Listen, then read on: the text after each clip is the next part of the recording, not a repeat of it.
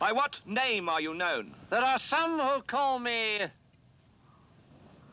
Tim. Welcome to another episode of Timmy Talks, the channel where we talk old school magic. And today we are back at the Raging Bull series in Amsterdam for the finals of the 2024 edition. And I'm so looking forward to this because we've got the defending champion Koen making it all the way to the finals with his deck Deadguy Ale on Acid. And he is taking on Svante, and I mean, this is a strong opponent, and he's playing a white-blue robots deck, but a little bit different. This is called Triple Sage, and I can't wait to discuss this deck with you. I've got lovely deck photos of both of these decks, but before I jump into the deck section of this video, first a message from our sponsor, 3for1 Trading. It is Black Friday, and I have some good news for you, and that is that 3for1 Trading is having their very own Black Friday sale that runs until Monday. Their whole inventory is right now 5% off, and they offer free worldwide shipping on all orders over $500 or euros. In addition to this Black Friday sale, there are also a limited amount of selected items on sale every single day. And these sales often include old school Magic the Gathering cardboard. So check out shop.3for1trading.com to stay up to date. And over there, you can also create a free account to get free updates of their sales in your mailbox. I find that really handy. Have fun ordering cards, and thank you 3for1 Trading for sponsoring this video.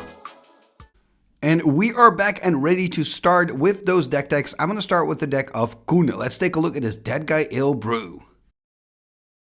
And here we see the deck of Koen, Deadguy Ale, and maybe actually Deadguy Ale on Acid, this deck is called. Before that, he had the version Deadguy Ale on steroids. Maybe it's nice to tell you a little bit about where the name Deadguy Ale actually comes from, because it's a play on words.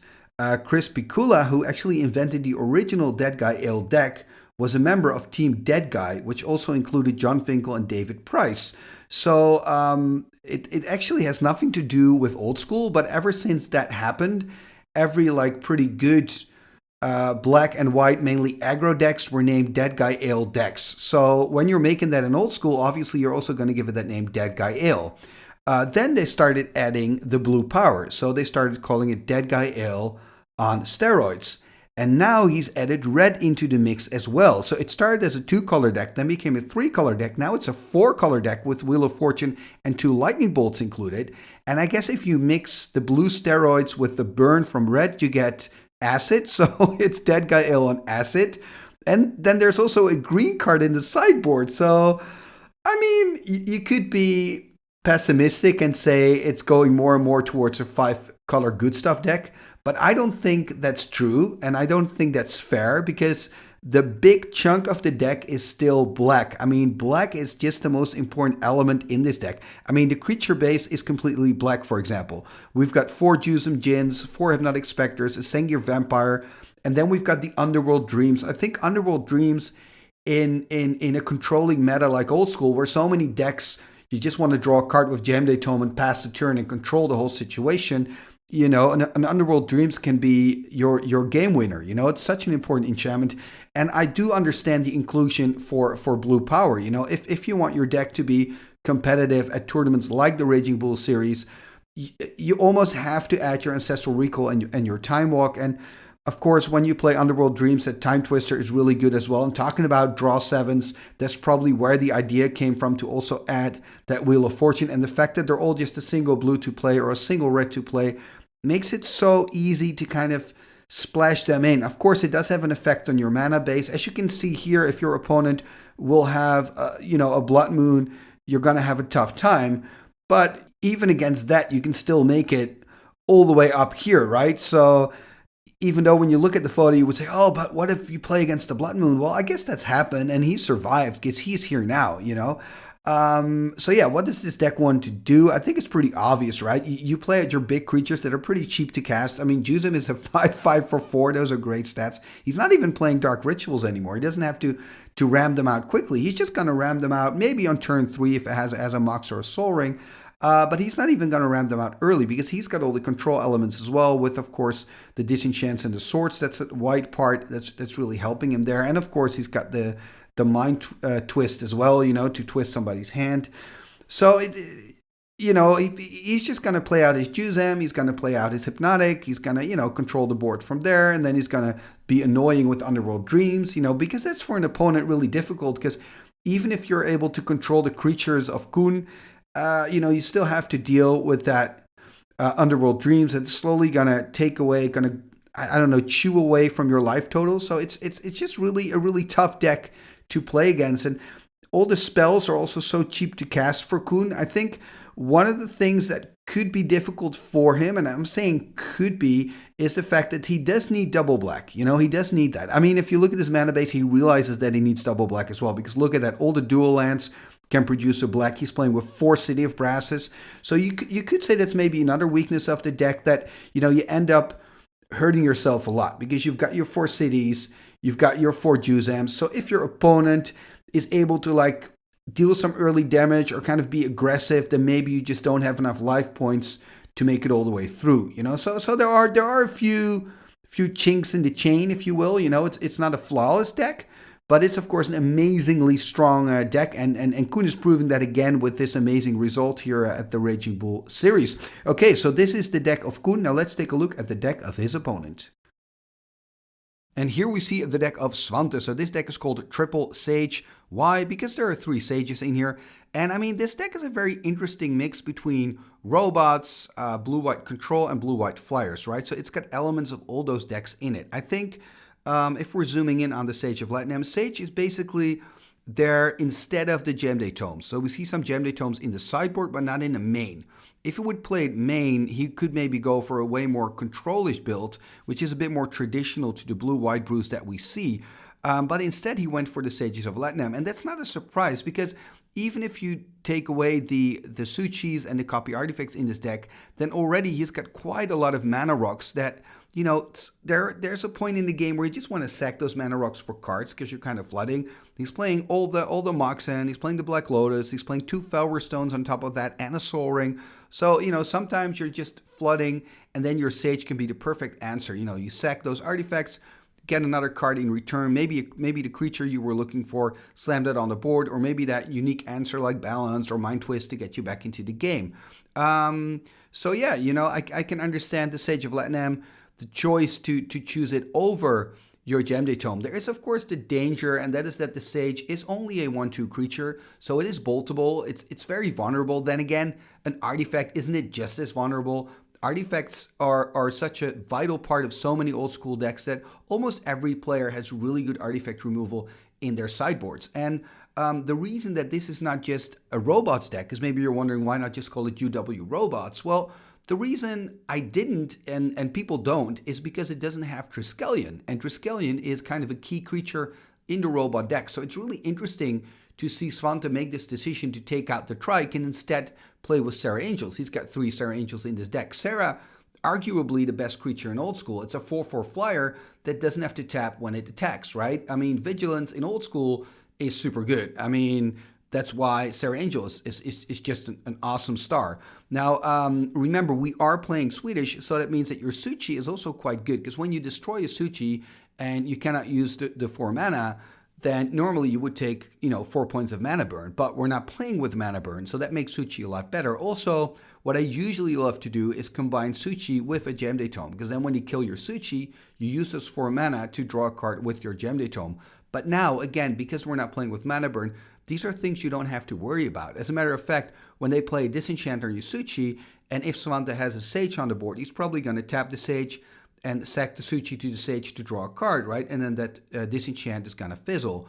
Another thing to note here is that he's also playing with 3 copy artifacts. And then you may think, okay, but then you only have your Suchis as a target. Isn't that, a little scarce? Don't you need also your Trikes? Well, yes, but also no, because you can also copy your Mishra's Factories. You can copy your Mana Rocks at the start of the game if you want to, have that tempo play. Of course, your opponent is probably playing with artifacts as well. So there are usually just a lot of good targets for copy artifacts, and it's not just copying your robots. There's more to it. So yeah, I'm kind of liking it. Another thing I just want to note here is that single Fireball in combination with Sage and Suchi. So you could, in your second main phase, for example, after attacking with the Suchi, sack the Suchi to the Sage, get the free mana, pump that into your Fireball, and then, you know, play that on the face of your opponent, maybe to win the game. Who knows? But there's some nice synergy that I just wanted to mention. Anyway, this is the deck of Svante. We looked at the deck of Koen, so that only means one thing, and that is that we are ready for the finals of the Raging Bull Series 2024. Here we go. Game number 1 of the finals of the Raging Bull Series. Oh, this is so exciting. On the left, we have Svante, who's on blue-white triple Sage. And on the right, we've got Koen, who's on Deadguy Ale on Acid. So it's white, it's black, of course, and then the blue power and burn in the form of some red cards in there. Look at this opening, by the way. City of Brass into a Mox Sapphire, passing the turn. Oh, Library of Alexandria. That is really, really strong for Svante. Then the question is, can Koen find a Chaos Orb or a Strip Mine? There's the Strip Mine, and I'm actually kind of happy. I was worried that maybe it would be a Loa game here in the finals, but that's not going to happen, stripping away the Loa. And Svante did get a card from it, so it's got 9 cards in hand. Kind of looking at his hand there, I don't see a Mox. So I think he can only just play a land and then probably has to discard. And then the question is, what are you going to discard? He does have a Sage in hand, Sarah in hand. I believe I saw a Felwar Stone there as well, a Copy Artifact, if I'm not mistaken. And some duels in there as well. There's the Scrub Land. And what is he going to discard? Discard a Sarah Angel, passing the turn. Realizing that the Sarah won't come in anytime soon.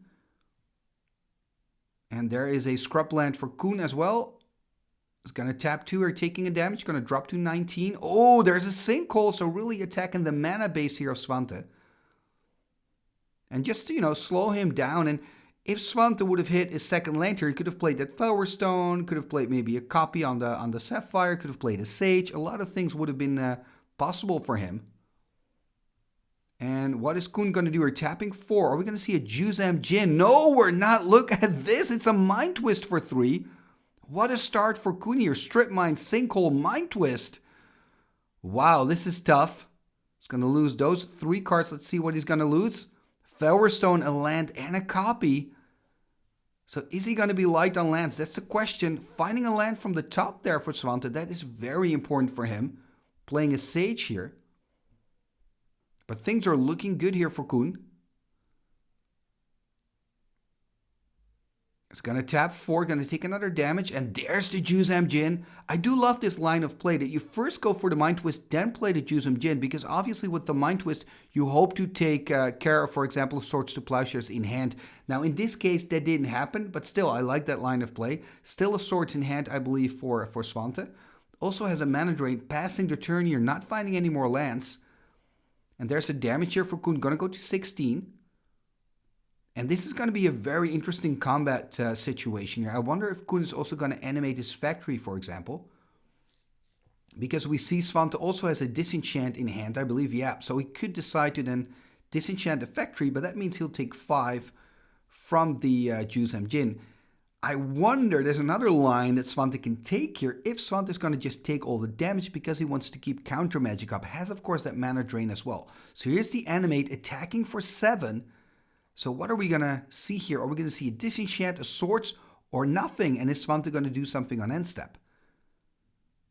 So very curious. Has answers to the threats. But if he plays them out, then he can no longer counter. And remember, the counterspell is a mana drain as well, and he's very light on land, so that mana drain can be crucial also. So look at this, he's taken the damage. Gonna go to 12, I think he should go to 13 actually. And here we see an Hypnotic Spectre, and there's that mana drain. So because he didn't play Disenchant or Swords, he had mana over to play that mana drain. Now he's got 3 mana in the pool as well, and finding a land. So there we see an Underground Seed tapping, using the 3 exactly to cast the Suchi. And there's that Swords to Plowshare. So very good sequencing here from Svante. Very impressive. And Koen getting back up to 20 after that Swords. But yeah, now all of a sudden it's looking way worse for Koen. Has to face that Suchi now.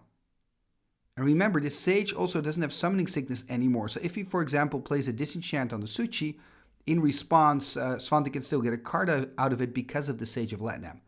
So he's going to tap 3. Okay, there's another Hypnotic Spectre. That's pretty good. That can fly over. Didn't see that card by Svante. I'm expecting just an attack here. Although, does have the factory.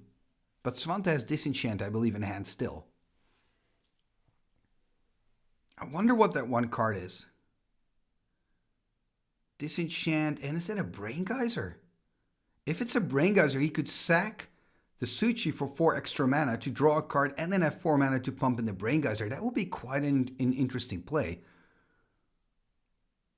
I wonder what Svante is going to do. I mean, if you attack with the Suchi, it's pretty risky. Also, it means you can no longer play out the Brain Geyser if it's a Brain Geyser. I'm not quite sure. He is going to attack here with the 4/4, so I guess it's not a Brain Geyser then. It's going to go to 16, passing the turn. Oh, it is a Brain Geyser, right? It looks like it. I'm starting to doubt. I really wonder what's going to happen now, right? I'm expecting an attack here with the Hippie for sure. Also going to animate the factory here, attacking with both. There's a Disenchant on the factory. And he's going to lose the Brain Geyser. What an interesting decision by Svante. I think what I would have done, but hey, I'm not in the finals, and I will probably never win a big tournament like this, so who am I? But what I would have done is probably sack the Suchi second main to draw a card, get 4 mana, and just use that Brain Geyser. Here we see a Demonic Tutor. Ooh, what is he going to do with the Demonic? I mean, the problem, yeah, Ancestral is an option. The problem here is he's facing double Hypnotic Spectre. Yeah, could get a Swords to have an answer for one of them. A balance doesn't really work in this situation. Yes, you could sack the Suchi to your own Sage, but then still your balance will only clean up one of the Hypnotic Spectres, not both of them. It's hard to find a really good answer here. So it's understandable that Svante needs some time. I mean, he's got the 1 white open, so it must be tempting to just go for Swords. Swords the Hippie. And you could then or attack for 4, but probably want to keep your Suchi on blocking duty because you're already on 10. Another line, of course, is go for Ancestral and hope that you pick up some really good cards. But then you're going to lose 2 cards again, right, to the Hippies if one of those cards, exactly. So you got to go for safe here, because if one of those cards isn't the Swords, you're going to lose 2 out of those 3 cards again with the Ancestral. So maybe this feels bad for Svante, but then again, I mean, you took care of one of the threats. It's something. And now I really wonder if he's going to attack or not. No, just passing turn, realizing that, oh, but there's a Swords though. Realizing that he's on the defense, that's what I wanted to say. Here we see the Swords. So Svante is going to go back up to 14, but now he has to take probably 2 points of damage from the factory as well, so he will drop back to 10. Unless, of course, Koen drew something better. There's the attack for 4, it's going to drop to 10. Underworld Dreams, oh, that's quite good here for Koen. That's an extra pressure for Svante. Svante dropping to 9. Oh, this is a nice pickup.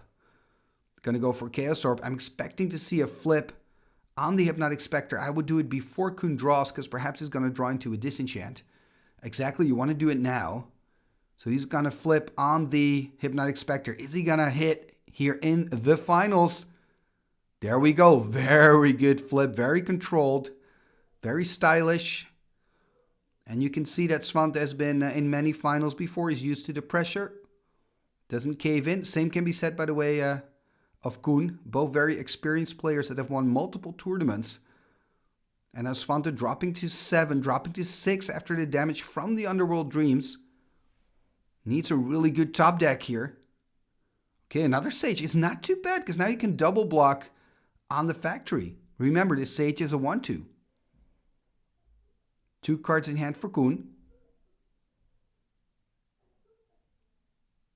What is he going to do? If it's a Swords, exactly, you can Swords 1. He's going to gain 1, go to 7. Then you can attack with your factory.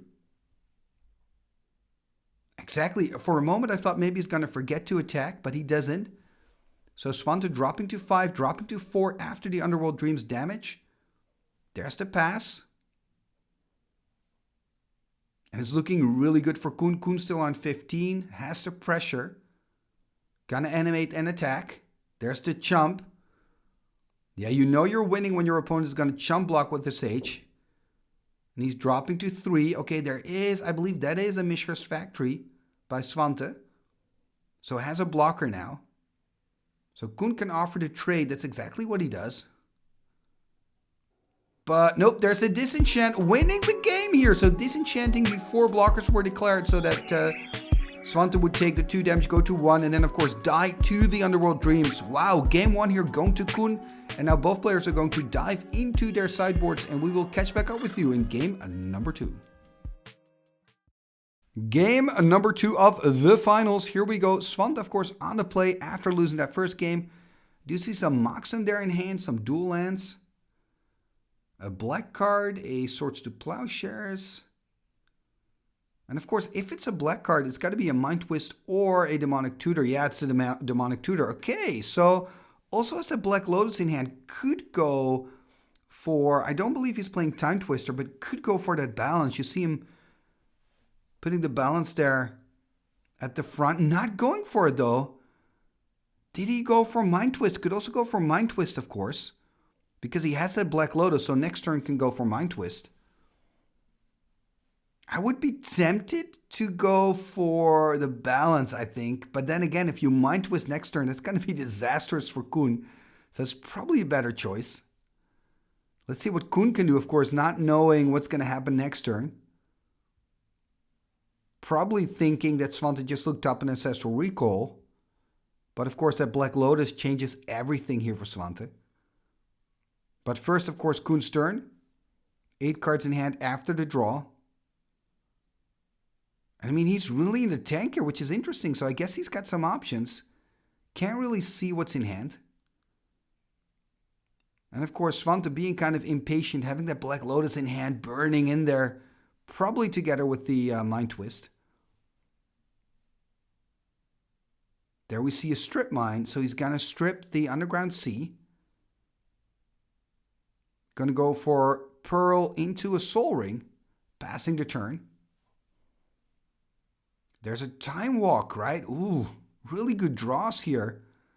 And he's first going to Time Walk, hopefully finding a land. I believe he did, so that's a land. And now he's going to go for Mind Twist. Exactly, look at that. Twisting for 5. And that means Koen is going to lose all his cards. Wow, it took a moment for me to realize that oh yeah, he only has 5 more cards in hand. So the hand is gone. And now he just has to top deck the right stuff, passing the turn. But of course, only 2 cards left, now 3 cards in hand for Svante. And I believe it's a counterspell on the Swords to Plowshare. So Koen will have some time to rebuild here. No pressure found here by Svante. So both players top decking here. There's a Factory that can do something, that can start attacking. We do see a Disenchant in hand for Koen. If I would be Svante, exactly, I would start attacking because you've got so many mana sources. Probably going to see a Disenchant here. Or, okay, oh, look at that counterspell. Protecting the Factory. Koen dropping to 18 here. Still has a Disenchant in hand. Ooh, that's a Time Twister there for Koen, but doesn't have blue mana to play. But that would be a great card now. But no lands. I believe Koen has no options, really. I mean, could fire off the Disenchant. Just going to pass, though. Probably choosing to keep the Disenchant for the Factory here. Okay, going to tap once again. Okay, look at that. Another Swords. So maybe he doesn't have a Disenchant in hand. Maybe they're just all Swords to Plowshares. Could be. It's hard to see the hand from here, of course. Going to tap 3. What are we going to see?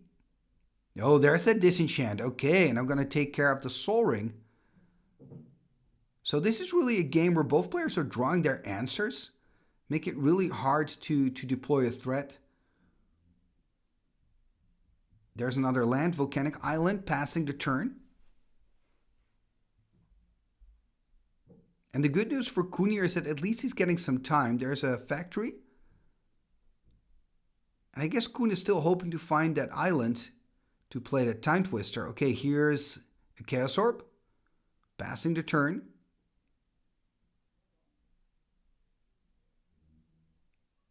Let's see what Koen has found from the top. Oh, this is interesting. Black Lotus. Is he going to use it for the Time Twister? I wonder. It's a risk because, of course, Svante has 2 blue open. Not going to do it. I wonder if Svante wants to flip here on the Black Lotus.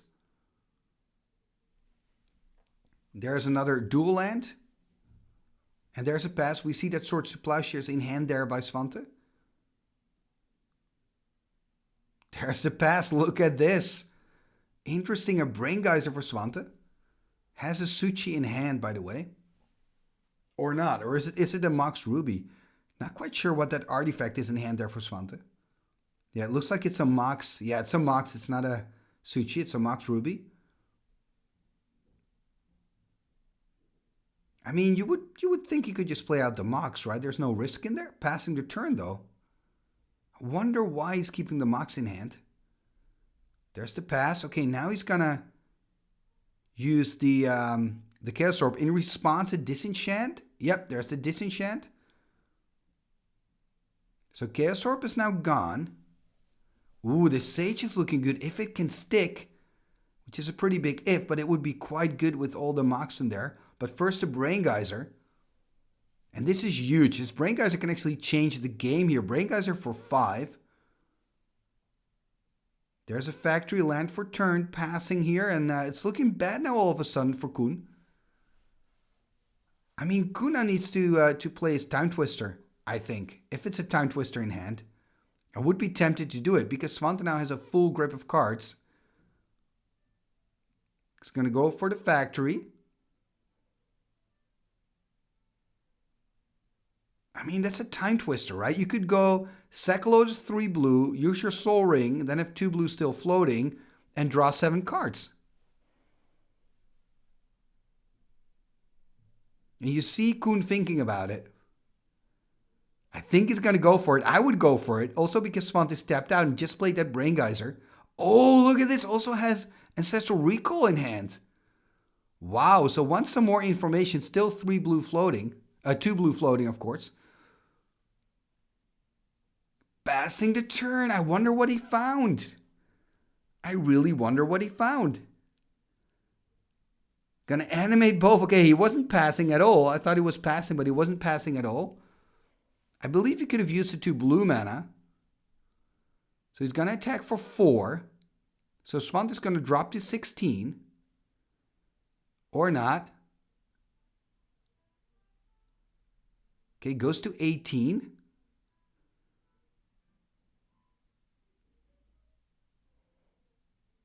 Perhaps I missed something there.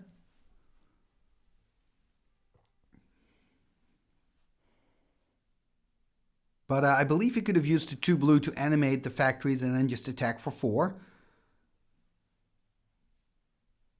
But Svante, of course, gained some life, I guess, earlier. Yeah, he gained 2 life earlier because of the Swords to Plowshares on the Mishra's factory. That's why he's on 18, not on 16. So like I said, I'm a little bit surprised that we didn't see that Time Twister being fired off. Then again, I don't know what other cards are in hand there for Koen. I guess there's some good ones. Gonna tap, and okay, there we see another Swords to Plowshares. Svante gonna go up to 20, I should say. And there's a Sage of Lat-Nam being played. Also having a copy in hand, Disenchant, 2 swords in the land there for Svante.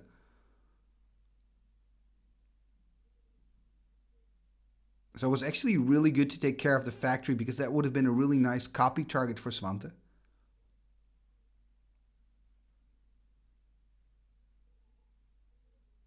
And I guess Koen is he going to attack? That's the question. I mean, if he is, Svante has a lot of answers in hand. He's hoping for him to attack. Instead, going to tap 4, play a Suchi. I don't think the Suchi will live long. The Suchi actually is a really good copy artifact for Svante, so it's probably going to live a little bit longer. Because Svante is going to copy it here.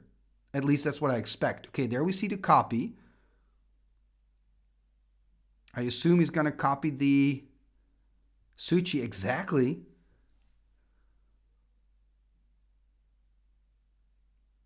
What else is he going to do?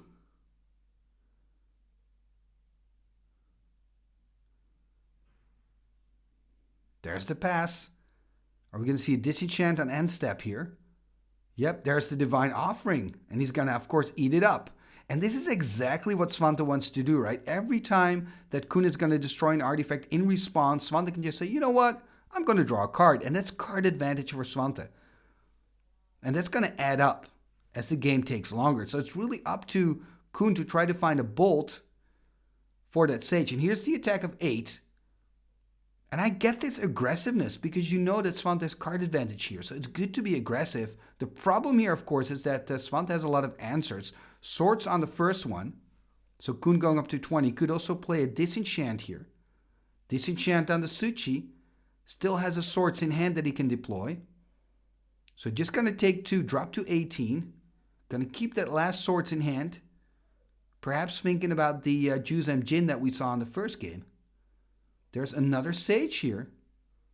And look at this. This is great. 1 mana floating. Drawing a card. I mean, this is what Svante wants to do. Also having a second Sage in hand. Deploying that one as well. Has counter magic up for a potential balance because that would be pretty disastrous for Svante. But having that counter spell in hand gives you kind of the confidence to make these plays. And to add to the board. 3 cards in hand for Koen, I believe. I wonder what that blue card is. And look at it. And look at this. He is going to animate. Attacking with the 2-2. Svante not biting. Just taking the damage. Going to drop to 16. Draw a card for turn. Disenchant. They're not too shabby. Can fire off the disenchant next turn. Look at that. So taking a mana again. Sacking it. So 1 mana floating still. And here you can really see that Sage doing work. So you could use that mana floating to animate the factory exactly attacking here. Or are we going to see a disenchant? There's a disenchant. It's going to gobble it up. I mean, the Sages are really giving a show here in game 2. This is why Sage is so good. Just amazing how many cards the Sages have already given Svante. And I think the Sages are really going to win game 2 here for him. I mean, he's not there yet, but it's looking so good. Passing the turn back to Koen. And I mean, if you're Koen, do you still want to attack? I guess you kind of have to. Because your opponent has so much card advantage. You have to try to put some pressure on. It's going to drop to 8. Going to tap 4. There we see an Hypnotic Spectre. And there's quick Swords to Plowshares on that Hypnotic. And there's a Suchi hitting the board. And another Suchi in hand there as well for Svante. It's looking so good for him. Playing out a City of Brass here. Still has a counterspell open as well, passing the turn. I mean, Koen needs a little miracle here to win game 2. And there's an Underground Sea, so he can finally play out some blue cards. There's at least 1 blue card in hand there, I believe. I wonder if it will resolve. It's going to tap 2. Are we going to see a Time Walk here? Oh, there we see. Nope, we see the Time Walk. Oh, no, Koen. Oh, you give away your Time Twister here, which is very unfortunate. That's, of course, really good information for Svante here, who probably wouldn't have countered the Time Walk anyway, knowing Svante, but you never know. And now we see an Hypnotic Spectre, and now he's just going to play out the Time Twister because he already showed it to Svante. But I mean, a consolidation, Koen, he already had all the answers in hand, so he didn't need to counter the Hypnotic Spectre. He wouldn't have countered the Time Walk, I think. And now we see Svante gaining some more value from those Sages, sacking another Mox. Yeah, this is really the game that Svante wants to play. He can attack here for 4. And Koen is still pretty high up, right? It's the only thing that he's got going for himself is his life total is still on 24. There's the attack for 6 now. So it's going to drop, Koen's going to drop to 18.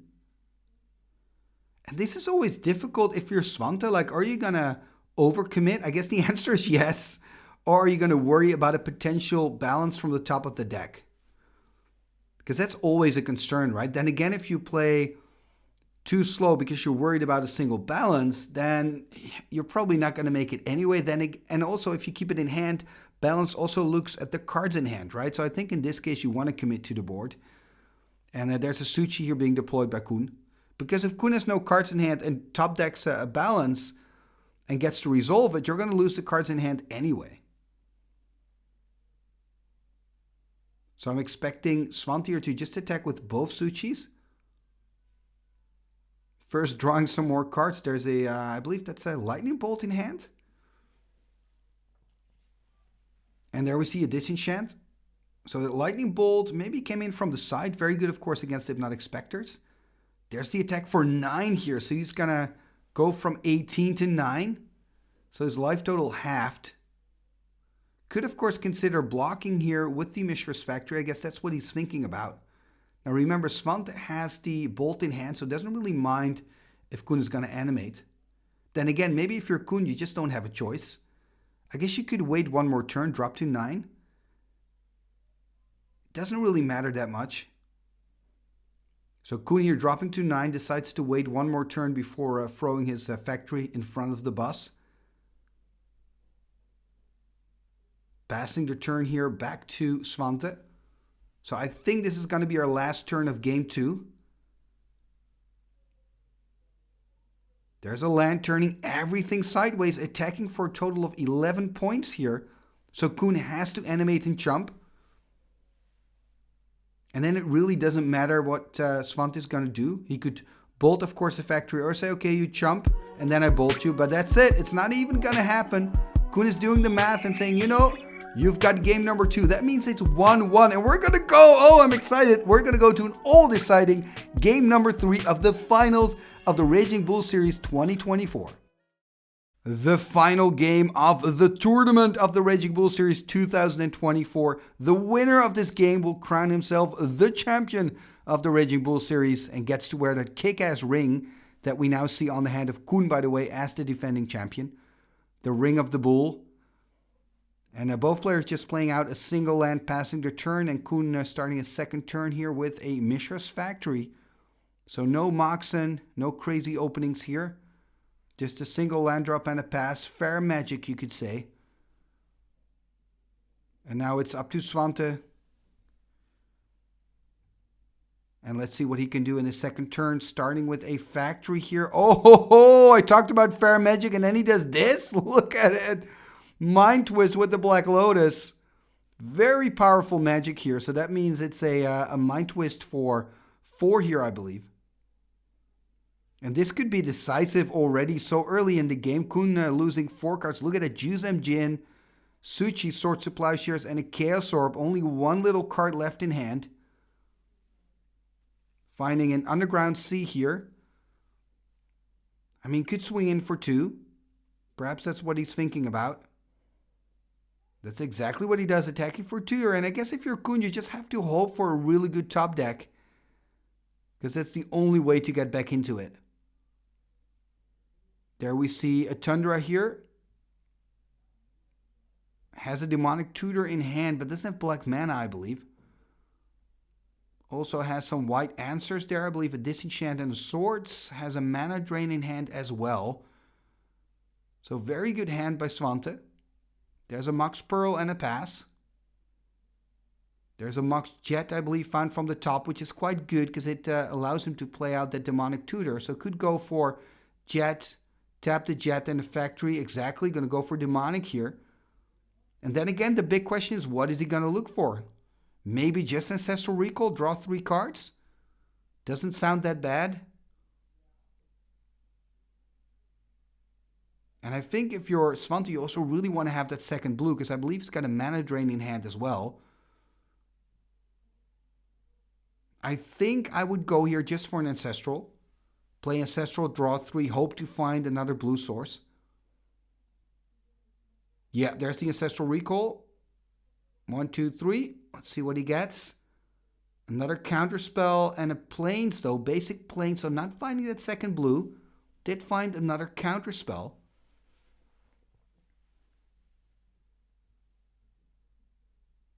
Could consider firing off the Disenchant on the Mox Pearl, but I'm expecting him just to pass here.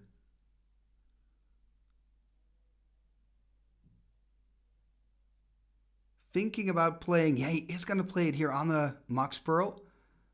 Passing the turn, so tries to keep Koen small so that he cannot get back into the game. Koen finding a factory here, animating, going to swing in for 3, going to put Svante on 15. Svante finding a swords from the top. Okay, playing the Suchi here, keeping a white open for that swords. There's a quick swords by Koen though. So 4 more life for Svante, going to go back up to 19. I wonder if Koen's going to animate. He is going to animate both, it seems. Going to swing in for 4. Probably going to, we're just going to see a lightning bolt. That's even a cleaner answer than the swords. So Svante dropping to 17. It's looking really good for him still. There's a brain geyser. If he can just find a second blue, that would be ideal. And Koen, of course, still hoping for, maybe that balance. That would still be a really good play here. There's a Felwer Stone. That Felwer is going to be quite good here. He can play the Felwer. Then he has access to 2 blue. Because, of course, Koen has that Underground Sea. Wow. And now there's a lot of control here for Svante. There's a Mox Ruby. There's a pass. And then the question is, are you going to tap out for Brain Geyser, or are you just going to, keep working on your board and keep your counter magic up? And I think it's the latter, right? Exactly. I would not play out the Brain Geyser here because you're winning. You've got double counter spell in hand. You can slowly work on your board state. There's another duel. Looks like he is going to do something. Going to tap 6. Okay, there's a Brain Geyser. There's a red Elemental Blast and a counter spell to protect it. Yeah, so this is again very good magic by Svante, keeping the counter magic open to protect the Brain Geyser. There is a small little opener here for Koen. If he finds a balance from the top, he could get back into this. He is going to tap 3, take another damage from the city, dropping to 15. Underworld Dreams, yeah. Also too bad you played it after the Brain Geyser. There's the attack for 2. Yeah, this is too bad. Koen really needed a balance here to make it into a proper game here in game number 3. It's looking so incredibly good for Svante. He's so far ahead at the moment. There's another factory. Could consider swinging in for 2 here. Gonna tap 2 more. Okay, there's a Sage. Gonna tap the planes. Gonna animate. Gonna attack for 2. Gonna pump it up. Gonna deal 3 points of damage. So Koen dropping to 12. 2 swords there in hand and still a mana drain as well for Svante. And 3 lands. There's the pass. So it's going to take a point of damage from the Underworld Dreams. Drop to 13 exactly. Another land found. I guess if you're Svante, just animate both of your factories attack. And then you've got the swords to deal with the factory on the side of Koen. Exactly. Going to animate both, I guess. Exactly. Going to attack for 4. Going to tap 2. Or we're going to see Disenchant. Disenchant on one of them. Can, of course, use the Sage to gobble it up. Draw a card. Going to take an extra damage from the Underworld Dreams. And Koen, not even trying to block, just takes the damage, drops to 9.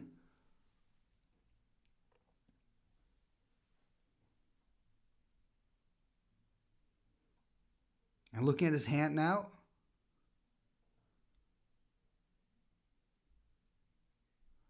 I believe the Disenchant should be in the graveyard because that was pointed towards the factory that Svante sacked to the Sage in response. Okay, they're still in the blocking stages of the game. Okay, I thought they were a little bit further. So Koen animating in response. We see the Swords to Plowshares. And Koen now on 11.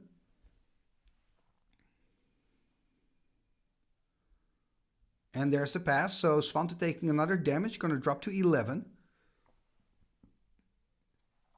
And Svante can just attack you for 2, I guess. Exactly. Going to put Koen on 9. Unless, does he have an answer? It's going to tap 2. Or we're going to see a Disenchant. There's the Disenchant. And in response, a Disenchant on the Underworld Dreams. So the factory is gone.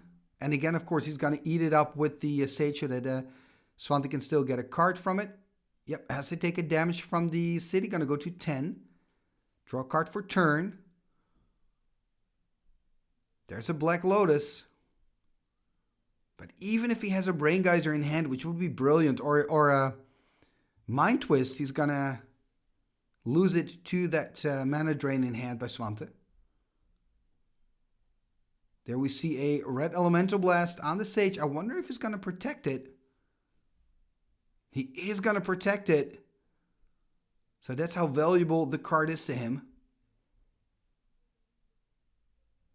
He's going to eat up the Mox Jet here. Still has that 1 mana floating. And I believe he's got a copy artifact in hand. And a Sarah Angel there. Could play out the Sarah, of course. Yeah, going to play out the Sarah. Also had that mana drain mana still. So only pays 3 for it because he had the 1 mana floating from the Jet and the 1 mana from the drain. Yeah, this Sarah Angel could be very important here. And now Koen going through the graveyard. Maybe checking out the amount of counter spells. Gonna untap, upkeep, draw. Still just needs to find that balance. If he can find the balance, he's back into it.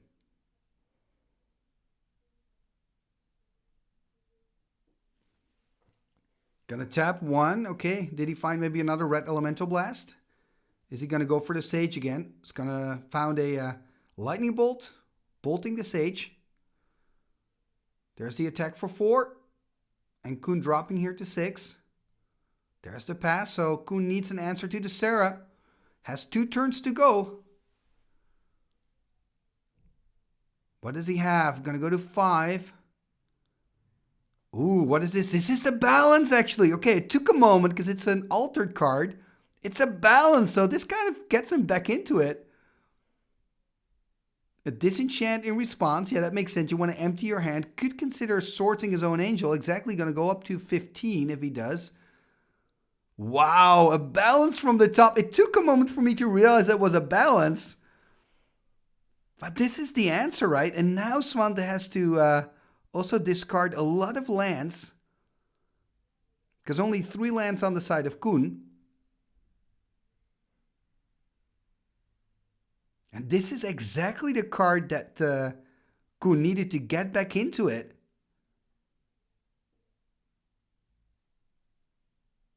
And now Svante, of course, puzzling, trying to figure out what lands he wants to keep. So both players have 4 mana and are in top decking mode in game number 3. There we see a Time Walk. Another card passing the turn. This is so exciting. Remember, this is the finals. Another Mox. So 2 Moxen in hand. Pretty worthless right now. For Svante, another land drawn by Koen in the pass. Okay, there's a Sarah. Yeah, this could be it. Sarah, of course, one of the better top decks to find here for Svante. There's a Sword Supply. It's going to go to 4, though. I wonder what that other card is in hand. Passing the turn back here to Svante. Svante, 2 cards in hand. Passing the turn as well. And I mean, Svante's on 19. Okay, there's a factory. Quite good, actually. 2 attacks from the factory. It's done. What can Koen do? That's the big question. Okay, there's a Time Walk for Koen. I mean, that at least allows him to look 1 card deeper. I think I saw a Lightning Bolt in hand, but I'm not quite sure. I mean, if it's a Bolt, we'll find out soon enough, because I guess Svante's going to animate attack. Oh, he's first going to play out the balance, perhaps? No, he's going to copy. And he's going to copy the Flower Stone. There's the balance. Oh, this is so good. So now he's forcing Koen to discard the Lightning Bolt before animating the factory. This is perfect sequencing by Svante, who can basically maybe smell that Koen has an answer in hand. And there we see that bolt. Wow, such good magic by Svante. Amazing. What is he going to do now? Okay, he's going to do a Divine Offering. Wow, he had actually 2 answers to the Mishra's Factory, but forced to play them out right now. And now he's going to go to 5. Exactly, still has to add that point of damage from the city. So he should be on 5. I believe that's correct. There's the attack for 2, I guess. So he's going to go to 3, and there's the pass. Wow, that balance play was insane by Svante. Gonna attack again here, putting Koen on 1. There's a Gem Day Tome passing the turn. So I guess the Tomes came in from the sideboard, by the way. Two in his sideboard. There's the pass. Is this the last turn here of the finals of the Raging Bull Series 2024? Is it gonna happen? Ooh, first he's gonna draw a card. Animate. There's the attack. Does he have an answer? Yes or no? Gonna tap. Are we gonna see a lightning bolt? Nope. That's it. Svante winning here, the champion of the Raging Bull Series 2024. And there we see Svante putting on the ring. Congratulations, Svante. You are the champion. You've earned it, my man. Remember, these players have been playing old school Magic since, what was it, 10 in the morning all the way up till 10 in the evening. So that's 12 hours of playing Magic. Insane. And only one can, of course, be the champion at the end of the day. And this is our very well-deserved champion with his fresh look, I can say, right? His fresh look on the blue-white kind of robots, control brew, combining that with the Sages of Lat-Nam. So here you can see his deck photo again. Really, really well done. And again, like I said in the deck section of the video, it's really refreshing to see somebody playing with robots, but not playing with robots and not playing with Triskelion, which seems to be an auto-include whenever you think of these kind of builds, especially with Sage, but you're taking a little different route to it, and it works. You've won a tournament, man. This is insane, and a really, really big tournament, almost 100 players here, so this is huge. The Raging Bull Series has a very strong competition every single year, and to win it is really an achievement. And of course also compliments to Koen, who again almost won it for the second time, so not again I guess, but made it all the way to the finals. That is something to be very, very proud of, my man. So both players, thank you so much for showing your skills on the channel. It's been a pure delight to check out the finals. What an incredible show of Magic, of quality here from both players. It's just amazing. Now, before you go, I first would like, of course, to thank the tournament organizer, Richard. Richard, thank you so much, man, for organizing this every single year, and thank you for letting me be part of it together with Avert. It's really a joy always to kind of help you brainstorm, but at the end of the day, you're doing basically all the work. So thank you so much for all the effort that you put into this tournament. I'm already looking forward to the 2025 edition, which will take place in May. Again, that's all I can say at this point. Also, I'd like to thank all the players, of course, who joined in. And if you want to help the channel, if you're enjoying the videos that I make, if you're enjoying these match reports, these tournament reports, please take a moment to like, comment, and share on this video. All these things are free and really help the channel move forward. And then, of course, you can also become a patron of the show. Check out patreon.com/TimmyTalks for all the information. And if you become a supporter at the $2 or higher level, your name will be mentioned in the end scroll at the end of every single video, including this one. What end scroll? Well, this end scroll.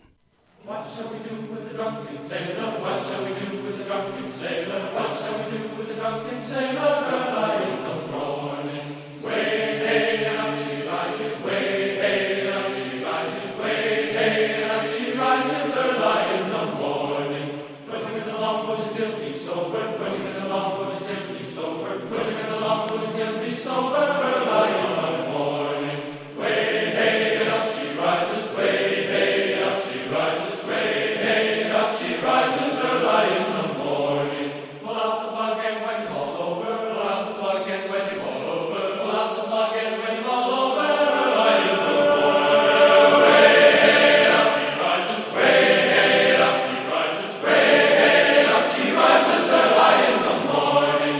What shall we do with the drunken sailor? What shall we do with the drunken sailor? Put him in the scouts to the husband, son, he'll put him in the scouts to the husband, son, he'll put him in the scouts to the husband, son, he'll early in the morning. Way hey up she rises, way hey up she rises, way hey up she rises. Early in the morning. Igitus, figitus, sumba, kazee.